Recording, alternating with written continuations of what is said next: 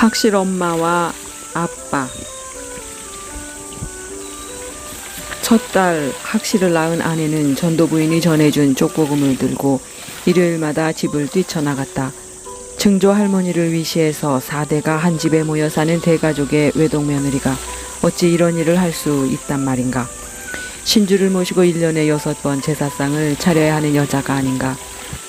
동네 한가운데 대나무 깃대에 헝겊을 달아놓은 집이 문제였다. 거기가 예배당이라나. 아내는 마치 꿀을 찾아 미끄러져 들어가는 꿀벌처럼 끊임없이 그곳을 넘나들었다.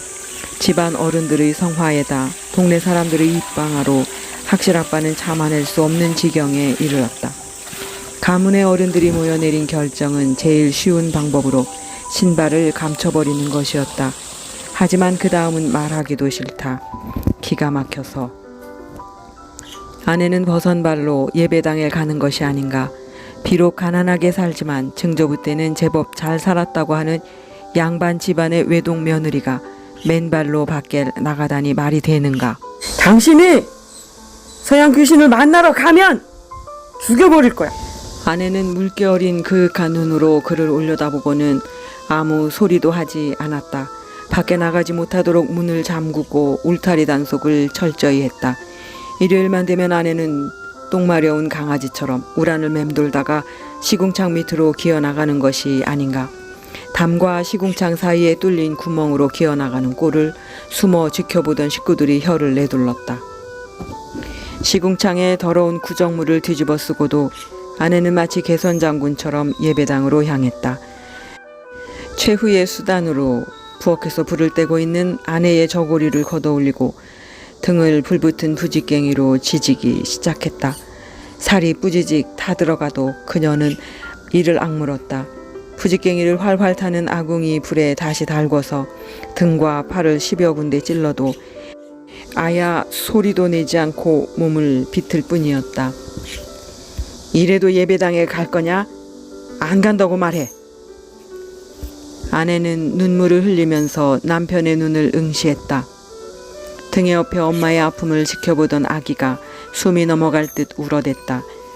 온 식구들의 엄청난 반대로 인해 끝내 예배당에 갈 수 없게 된 학실 엄마는 부엌이나 마당에서 심지어 광에서 일하면서 날마다 찬송을 부르기 시작했다. 그 찬송이 바로 죄짐 맡은 우리 구주와 예수 사랑하심은이었다. 집안에서 귀따갑게 울려 퍼지는 찬송 소리에 그는 미칠 지경이었다. 밭에서 일을 하다 들어서는 순간 그 찬송을 들으면 육지기가 나고 화가 치밀어 참을 수가 없었다. 냅다 부엌으로 달려가 얼굴이 돌아갈 정도로 뺨을 2번 때려도 순치된 순한 강아지처럼 묵묵히 땅만 내려다보았다.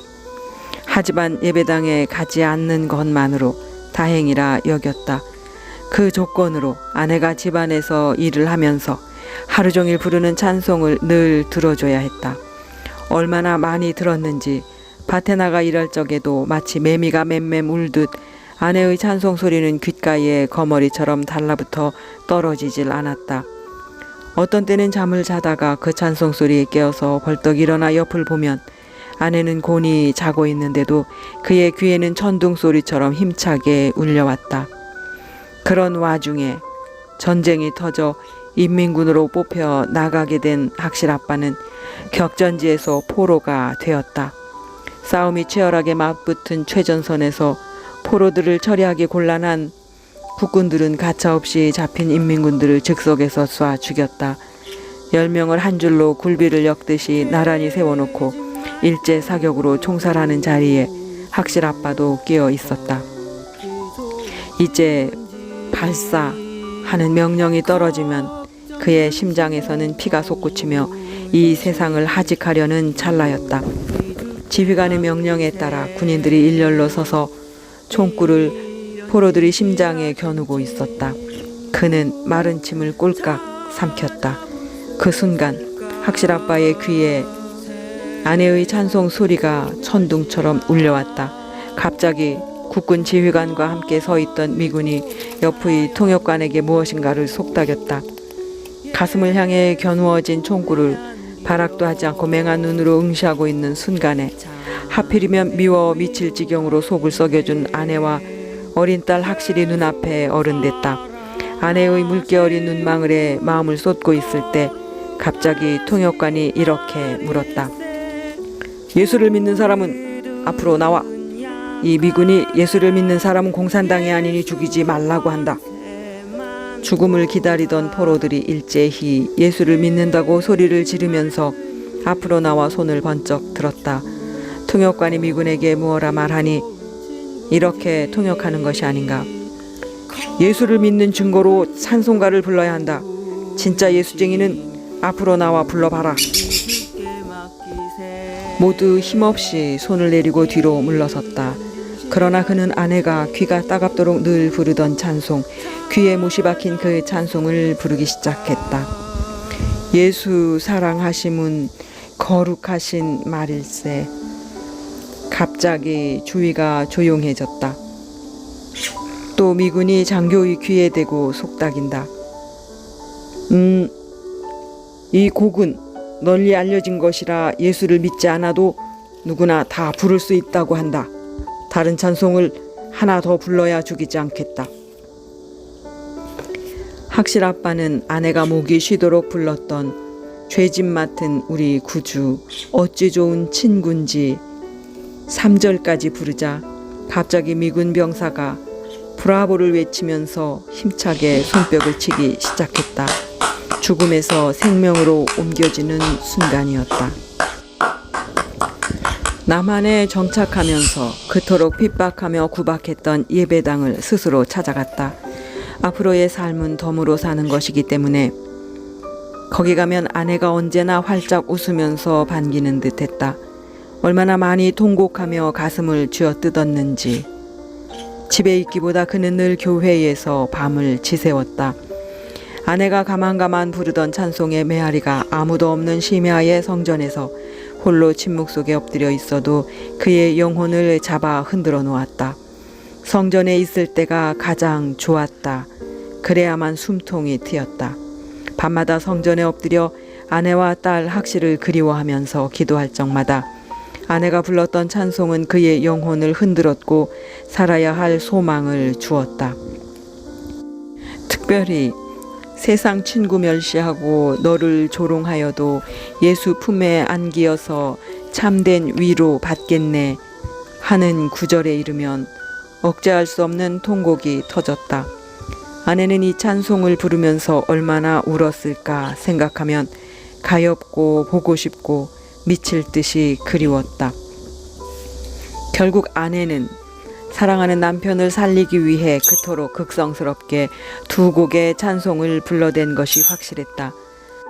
남편의 영혼에 각인될 정도로 죽음을 각오하고 목이 터지도록 날마다 심혈을 쏟았던 셈이다. 그 생각을 하면 어째서 그렇게 아내를 구박하고 못살게 굴었는지 참을 수 없는 회한으로 가슴이 까맣게 타들어가는 듯했다. 중풍으로 쓰러진 어머니는 해마다 이맘때 아버지 생신이 되면 나를 도라산 전망대에 보냈다. 가서 아버지를 뵙고 오라는 것이다 해서 직장의 상관에게 미리 양해를 구해 이날 하루를 늘 휴가로 빼놓았다. 그걸 잘 아는 아내가 오늘 저녁은 온 가족 외식을 하자고 정해놔서 서둘러야 한다. 할아버지도 이제 그만 집에 가셔야지요. 막차를 타야지.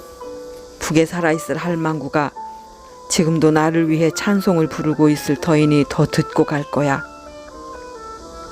찬송 소리가 진짜로 할아버지 귀에 들린단 말이에요. 가만히 귀를 기울이면 아주 똑똑히 들려. 숨소리까지. 어떤 찬송이에요? 예수 사랑하심은 하고 죄짐 맡은 우리 구주. 우리 둘은 흐려진 눈을 들어 멀리 개성 쪽을 응시했다. 전망대 아래로 넓게 펼쳐진 산야가 아득하게 지평선을 이루어 눈에 들어왔다. 자잘한 산들 쪽을 향해 많은 관광객들이 호기심에 가득 찬 시선을 던지며 안타까워하기보다는 역사의 끝자락에 서서 그저 구경하는 자세였다. 평일에는 1000명이 넘는 사람들이 모여들고 주말에는 1500명이 온다고 한다. 전쟁에 피해를 입지 않은 사람들에게는 그저 덤덤한 기분일 게다. 학생들이나 심지어 중년의 어른들까지 모두 이렇게 외쳐댄다. 저기가 정말 북한이에요? 여기하고 똑같이 생겼네요. 정말 북한이야? 와! 전쟁 후에 태어난 세대나 10대의 아이들은 믿기지 않는 표정으로 연거푸 북한이냐고 묻기만 한다. 저들의 눈에 북한이 남한과 다를 것이라고 생각하는 모양이다. 사냐가 노랗거나 까맣든지 아니면 빨갛게 보일 것으로 말이다. 물리적 거리감만을 저들은 생각하고 있다. 이념적 차이가 이렇게 남과 북을 갈라놓고 있는데 말이다. 전쟁을 모르는 철없는 아이들이 히히낙낙거리면서 북한 쪽을 보고 마치 영화의 한 장면을 보듯 재미있어 한다. 더구나 아이스크림을 핥아 먹으며 노닥이는 모습에 속이 상한 노인은 퉁명스럽게 뱉어낸다. 요즘 것들 문제야. 얘가 무슨 관광지인 줄 아나 보지? 북쪽을 바라보면서 통곡을 해도 부족할 터인데 저렇게 헤헤거리는 걸 보면 속이 상해. 토할 것 같아. 머지않아 통일이 될 것입니다. 아이들은 그러니까 낙관적으로 보고 있는 것이지요. 이보게, 난 말이야 도라산역을 만든 것도 속이 상해. 남한 한계선 최북단역이라고 하지만 그게 통해야 말이지. 그걸 타고 횡하니 북한으로 들어가야지. 만들어만 놓으면 뭘 해. 앞으로 경의선 철도가 연결되면 남북 왕래가 가능해지면서 유럽까지 갈 수 있는 우리나라 유일의 국제역이 된다고 설명하려다가 나는 입을 다물었다. 통일이 되어야지 그것도 가능하니 말이다. 평양까지 205km요. 서울까지 56km의 이정표를 보면서 나도 속이 상했던 기억이 났기 때문이다. 노인을 혼자 두고 서울의 가족에게 가는 것이 죄스러워서 노인을 모시고 통일촌 장단 콩마을로 갔다. 작년 이맘때 가족들과 함께 맛있게 먹었던 기억이 나서이다. 장단 콩 정식을 시키니 값도 싸고 반찬도 10가지가 넘게 나왔는데 두부찌개, 순두부와 콩비지가 맛있었다. 음식을 차리는 동안 밥상을 사이에 두고 노인과 마주 앉았다. 진짜로 아버지가 북한에 살아계셔서 만난다면 이런 모습이요, 이런 나이일 것이란 생각을 지울 수가 없었다. 노인은 매주 도라산 전망대에 오면서도 여기는 처음인지 식당 안을 신기한 듯이 두리번거린다. 나는 장난기가 솟아 싱긋 웃으면서 은근하게 불렀다. 학실아빠, 여기서 나는 콩은 북한물을 먹고 자란 콩이라 이북 맛이 날 것입니다. 많이 드세요. 학실아빠란 말에 노인은 움찔 놀라는 기색이다. 소원이 무엇인가요? 물론 통일이겠죠. 통일이 되어서 북한에 두고 온 학실엄마와 학실이를 만나는 것이겠죠. 그건 말고 다른 것이라면 제가 들어드릴게요. 자네 정말 내 소원을 들어준다고 말하는 건가? 그럼요. 이제 저도 50줄 끄트머리에 들어서서 사회적으로 높은 지위에 있습니다. 돈도 있고요. 나는 노인이 기껏해야 경락 마사지를 받고 싶다거나 아니면 푸짐하게 불고기 파티 아니면 뷔페라도 데려가 달라고 할 줄 알았다. 그런데 어이없게도 이런 말을 하지 않는가. 내 마지막 소원은 고향 땅을 한 번만 밟아보는 것이네. 이제 할망구가 된 아내나 60을 바라보는 딸을 만나기는 글렀고 이제 눈 감기 전에 북한 땅이나 한번 밟아보는 것이 소원이네. 북한 땅을 그냥 밟아만 보는 걸 원하신단 말씀인가요? 그냥 발만 한번 내디뎌도 된단 말이지요? 그럼 내 발이 요렇게 고향 땅을 한 번만 밟아보는 것이 소원이야. 노인은 벌떡 일어나서 두 발로 한 번씩 땅 마룻바닥을 밟아 보인다.